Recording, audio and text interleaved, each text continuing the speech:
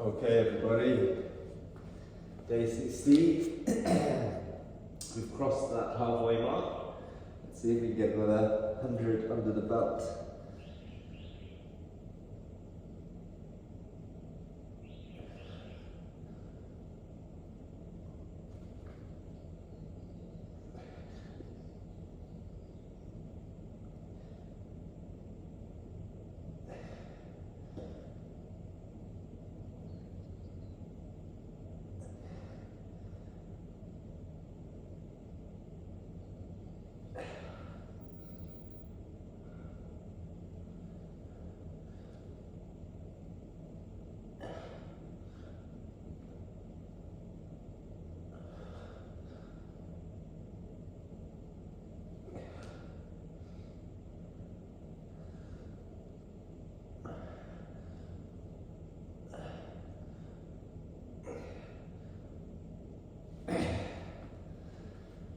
Okay, that's 30 done.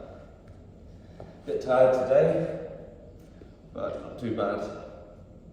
So we crossed the halfway mark yesterday, 1,500 press-ups. So, great in some ways, but also means have to do the entire amount we've done so far all over again. So, touch wood. No hiccups, we'll get there. I was thinking a bit about how I use milestones psychologically to reach goals. And I find myself doing that quite a lot in any sort of physical and academic stuff. And again, this is not being said as any sort of advice or strategy. This is literally just me thinking out loud so I can process things that I do for my own benefit going forward, because I've never sat and consciously thought about these sort of topics, so I'm finding this quite useful. So with regards to milestones, what I mean is 50%, 20%, 75% of the way there, and I use that to try and help myself reach the final goal. And I think that one of the things that's really memorable where I did that was when I was training for the marathon. I did the London Marathon probably about 10 years ago now. And I used that psychology. I kept doing sort of mental maths to keep myself busy of, if you've done this many miles, that's X percent, and so you have this far to go, so if you're feeling good, then you can do it. You've done this before. Doing lots of that maths helps take my mind off the challenge and the problem. And I guess I'm still doing that with these press-ups. I always try and get past 50 with my first 2 sets now, because psychologically that makes the whole thing a lot more digestible for me. And I think once you're past 50, it feels like you're on the home stretch, right? You're on the way home if you're thinking of a run there and back. So it feels like you've got the meat of the issue out of the way. Now, let me just do a few more press-ups, then I'll try and think of some famous examples which I think can help understand how to best use this sort of milestones for goals.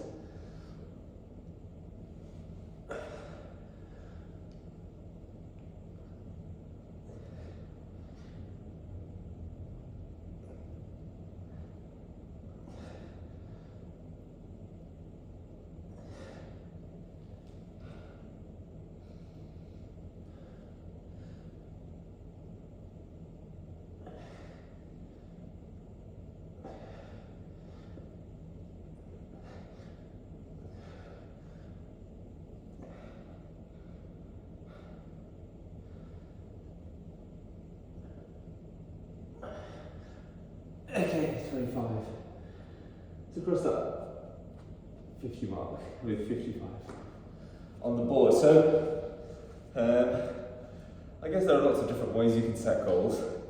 And a couple of videos ago I spoke about how I find it much more useful, and one big insight that I've had is rather than setting output-based goals, which naturally lend themselves to output-based milestones, I'm trying to set input-based goals. And I guess hopefully that will lead to input-based milestones for output-based goals. So for example, if in academic work, if I'm aiming to publish a paper, rather than thinking, right, by the end of the day I need to have written the introduction and tomorrow the method section, and sort of measure myself on output along that journey, one thing I found is a lot more sort of less stressful and less anxiety inducing is measure the milestones using inputs. And that could be something like hours. So say I want to spend 4 hours on this today of dedicated work, or I want to say I want 1,000 words on paper. I don't really use the latter one, but I know that sort of goal works for other people. And I think for non-scientific work, that probably works better because you're able to just free type once you're in the flow state, whereas with academic work, it's a lot more about referencing and statistics and numbers and things, so it's less about the word count, it's more about, I think, time input. So I use time input there. And for exercise, I'm using more of a sort of consistency-based milestoning. So with like these 100 press-ups, it's just turn up every day. It doesn't matter, well, partly it doesn't matter about the quality of them, although that there is a degree where that does count. And it also doesn't matter what number you do in a batch.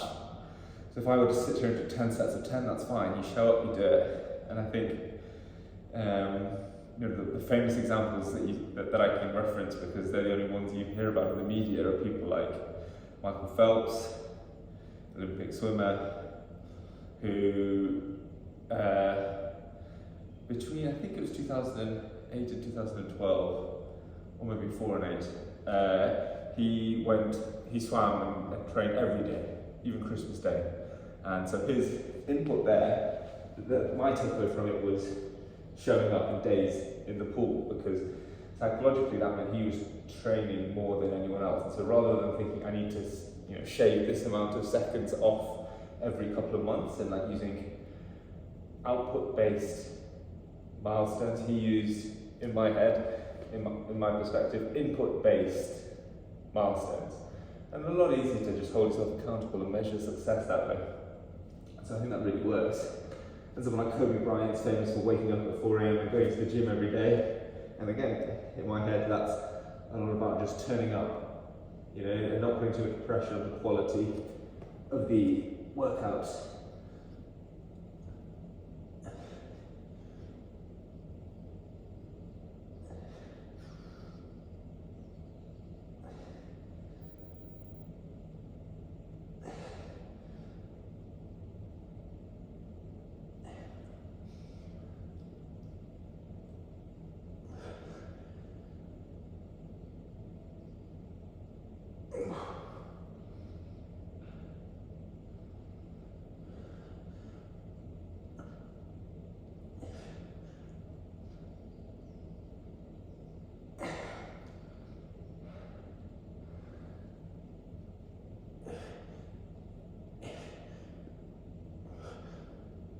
Okay, 85, 15 to go.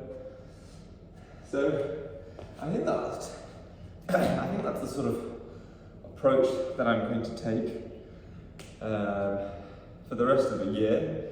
As in, let's see 2024 out like that, and try and be consistent with that.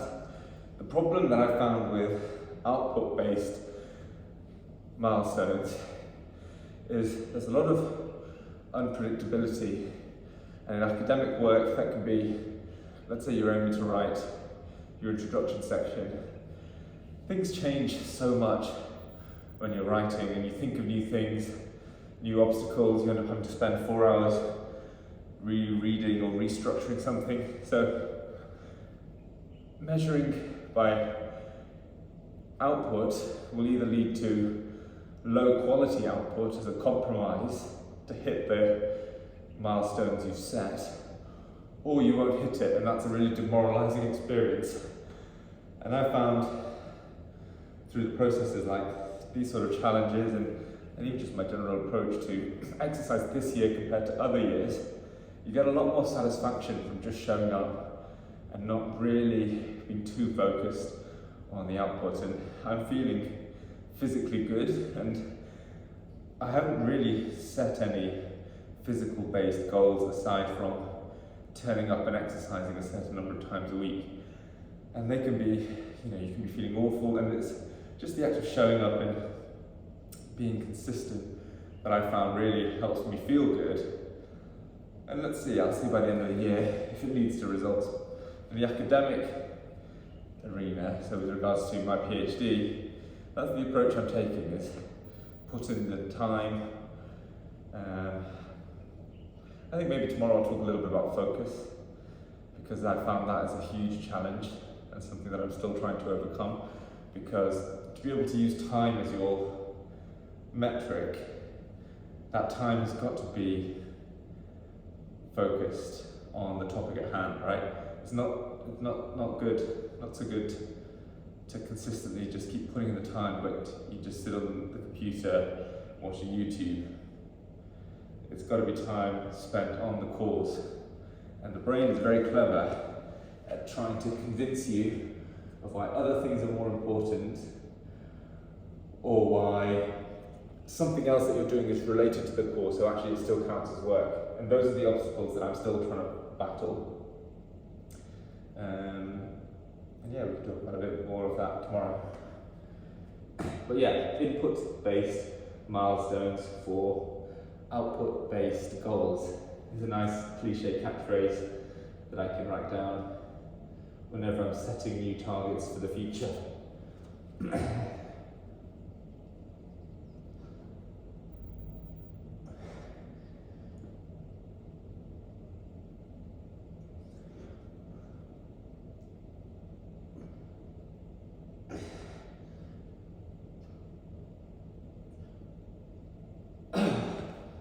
Great, we'll see you all tomorrow.